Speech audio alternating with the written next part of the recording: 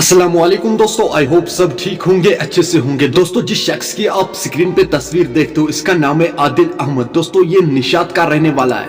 इसको पुलिस ने अरेस्ट किया गया है। इसको पुलिस ने अरेस्ट क्यों किया है आपको इस वीडियो में सब कुछ समझ में आ जाएगा।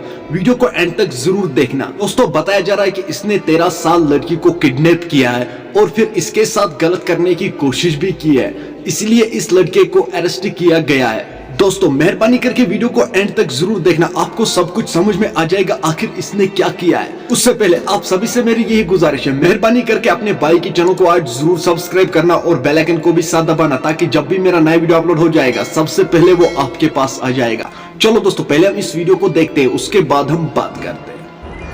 ये जो तस्वीर आप अभी अपनी स्क्रीन पे देख रही है, आदिल है, जो 21 साल शख्स है, जो श्रीनगर के निशात का रहने वाला। अभी कुछ देर पहले Srinagar police Rajbagh police station में एफआईआर दर्ज हुआ है और उसके बाद पुलिस ने इसको गिरफ्तार किया गया है।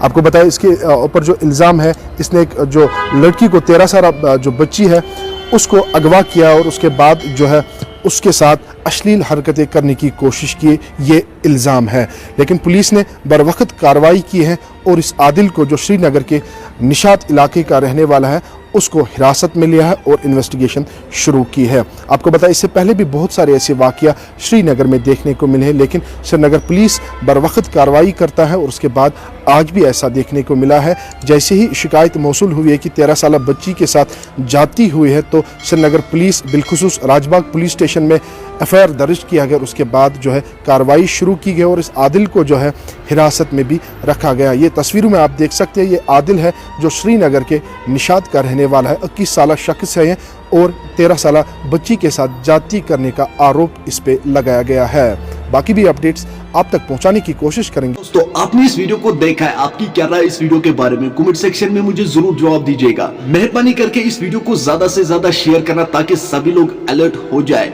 चलो दोस्तों, मेरा आज का वीडियो इतना ही। मिलते हैं किसी अगले वीडियो में, तब तक के लिए अपना ख्याल रखना और अपने भाई को दुआ में याद रखना। बाकी अस्सलामु अलैकुम।